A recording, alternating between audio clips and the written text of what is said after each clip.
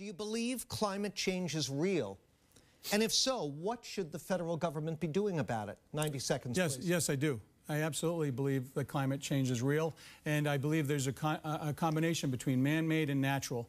That being said, one of the biggest things we can do is get an energy policy, and we don't have one. Wind, solar, nuclear, hydro, geothermal, coal, siting, permitting, conservation.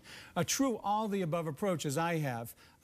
Professor Warren has a none-of-the-above approach. She's in favor of wind and solar. She's against the Keystone Pipeline, which will help create union, all you union guys listening out there, she's denying union jobs and non-union jobs, making sure we can get more of our energy on the world market to stabilize those costs that you're paying at the pump. And when's the last time we permitted a nuclear facility to make sure we can have that clean energy?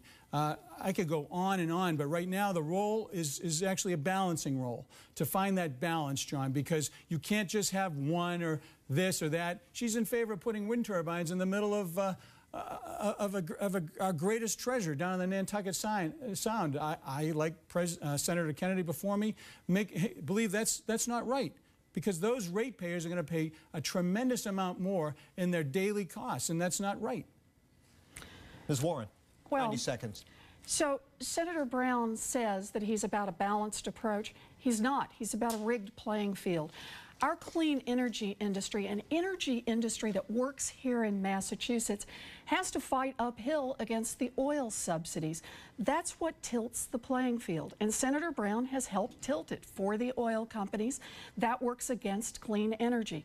The Keystone Pipeline, look, that's not going to produce nearly as many jobs as if we invested that same money in clean energy. That's where you produce real jobs, and that's where Massachusetts has a real advantage. But you know, I just want to stop on this one for a minute, because I think this one is really important. Senator Brown has been going around the country talking to people, saying you've got to contribute to his campaign because it may be for the control of the Senate. And he's right. This race really may be for the control of the Senate. But what that would mean is if the Republicans take over the Senate, Jim Inhofe would become the person who would be in charge of the committee that oversees the Environmental Protection Agency. He's a man who has called global warming a hoax. In fact, that's the title of his book. A man like that should not be in charge of the Environmental Protection Agency overseeing their work.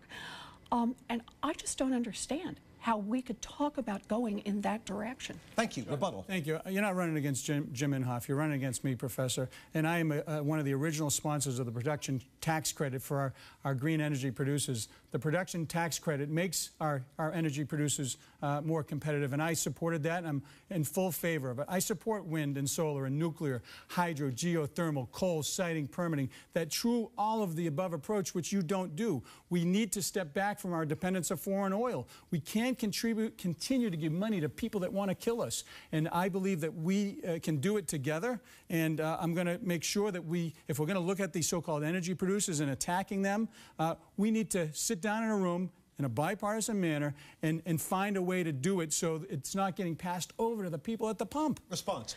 So Senator Brown is for rigging the playing field. He's for making clean energy compete against a subsidized industry. Every time billions of dollars go to the oil company, it makes it harder to start on clean energy. But look, this really may be the race for control of the United States Senate. So it's not just about Senator Brown's vote. This is about the votes of all of the Republicans. Jim Inhofe, the senator, would become the person who would have supervision over the Environmental Protection Agency. He says global warming is a hoax. And that's what would happen. This matters in this race, control of the Senate. Go ahead. John, yeah, listen. I'm the second most bipartisan in the United States Senate. I was recently named by Washingtonian magazine as the least partisan senator. Can you imagine 100 Professor Warrens down there placing blame and raising taxes? Remember, the founder of the radical Occupy protest movement, and also the person who said, oh, by the way, you didn't build this on your own, folks. It was the roads and bridges that all of us put forth so you could get your goods to market. That type of mentality, that lack of trying to work together, 54%. Every other member of our delegation right now is 90% and above. Professor Warren would be to the left of that. She would vote with her party 100% of the time, because when she was asked, she actually said, oh, there's nothing, I don't know what else, I don't know what I disagree with my party on. And that's not what we need in the United States Senate. And equal time, and we're coming toward the end, so watch me for the cue, okay? So I think it's clear. This race is about whose side you stand on. Senator Brown has made it clear with his votes, subsidizing the oil industry, the billionaires, and saying taxes can go up on middle-class families. But remember, at the end of the day, this race may be for control of the Senate. Senator Brown can't have it both ways. He's out there raising money from Republicans all around the country, saying, if you give me money and I win, it means the Republicans can take control of the United States Senate. And on that note, I'm afraid we are out of time. Mr. Brown, Ms. Warren, thank you very much.